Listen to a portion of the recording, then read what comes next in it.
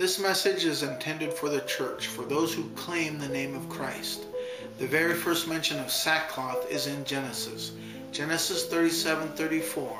Then Jacob tore his clothes, put on sackcloth, and mourned for his son many days. Great grief over the bloody loss of a favored son. Hebrews 10:29 and 30. How much more severely do you think a man deserves to be punished who has trampled the Son of God underfoot, who has treated as an unholy thing the blood of the covenant that sanctified him, and who has insulted the Spirit of grace? For we know him who said, "It is mine to avenge, I will repay." And again, the Lord will judge his people. Look at what happened in Nineveh. Jonah 3:3-10. Jonah obeyed the word of the Lord and went to Nineveh. Now Nineveh was a very important city. A visit required 3 days. On the first day, Jonah started into the city. He proclaimed 40 more days and Nineveh will be overturned. The Ninevites believed God. They declared a fast, and all of them, from the greatest to the least, put on sackcloth. When the news reached the king of Nineveh, he rose from his throne, took off his royal robes, covered himself with sackcloth, and sat down in the dust. Then he issued a proclamation in Nineveh, by the decree of the king and his nobles. Do not let any man or beast, herd or flock, taste anything. Do not let them eat or drink, but let man and beast be covered with sackcloth. Let everyone call urgently on God. Let them give up their evil ways and their violence. Who knows, God may yet relent and with compassion turn from his fierce anger so that we will not perish. When God saw what they did and how they turned from their evil ways, he had compassion and did not bring upon them the destruction he had threatened. In verse 5, the Ninevites believed God. In verse 8, let everyone call urgently on God. Also in verse 8, let them give up their evil ways and their violence. And finally in verse 10, God saw what they did and how they turned from their evil ways. He had compassion and did not bring upon them the destruction he had threatened.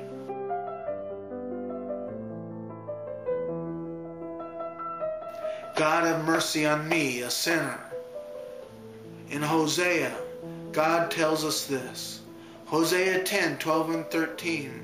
Sow for yourselves righteousness, reap the fruit of unfailing love, and break up your unplowed ground. For it is time to seek the Lord until he comes and showers righteousness on you. But you have planted wickedness, you have reaped evil, you have eaten the fruit of deception. Jeremiah chapter 5 verses 26-29. Among my people are wicked men, who lie in wait like men who snare birds, and like those who set traps to catch men. Like cages full of birds, their houses are full of deceit. They have become rich and powerful, and have grown fat and sleek. Their evil deeds have no limit. They do not plead the case of the fatherless to win it.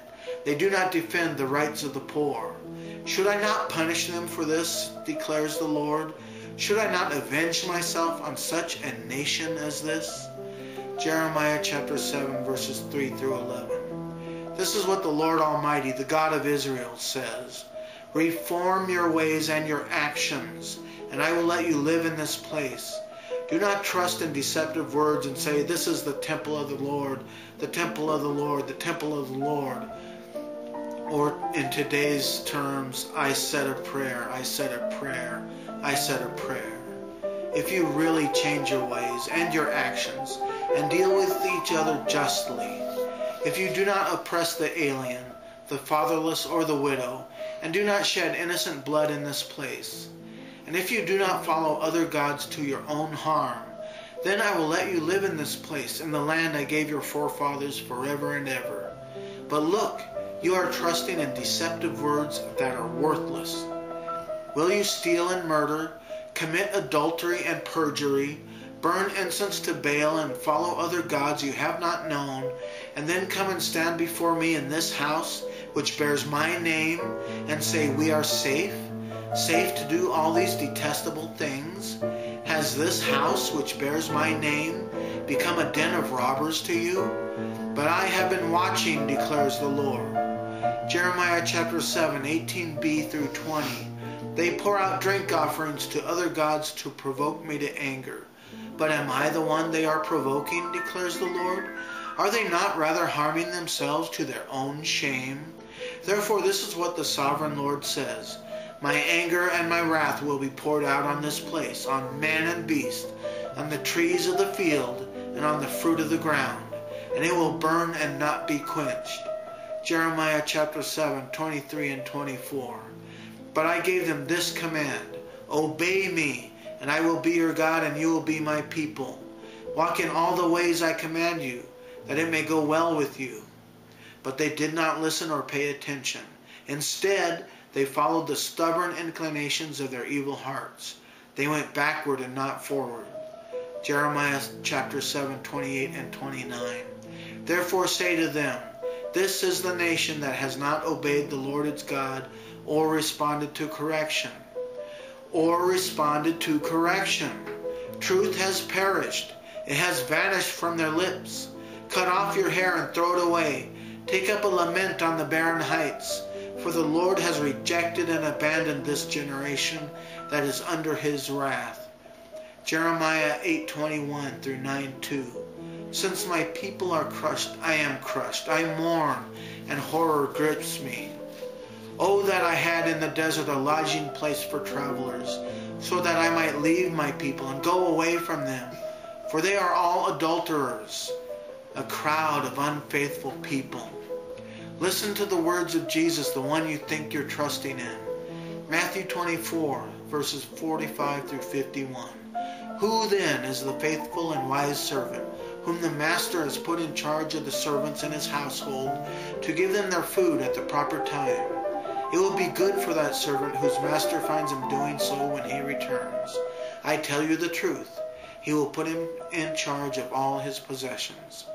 But suppose that servant is wicked and says to himself, my master is staying away a long time, and he then begins to beat his fellow servants and to eat and drink with drunkards.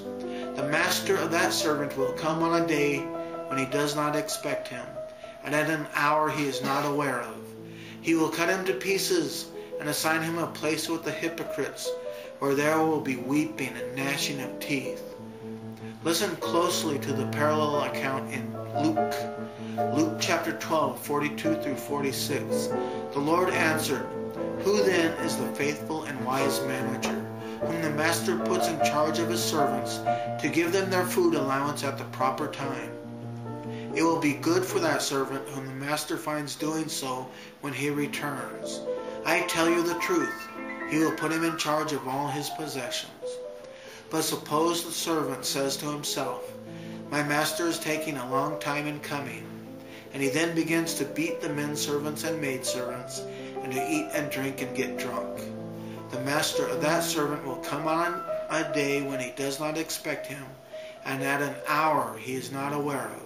He will cut him to pieces and assign him a place with the unbelievers. Jesus is equating hypocrites and unbelievers and casting them into hell. Listen to the explanation of the parable of the weeds.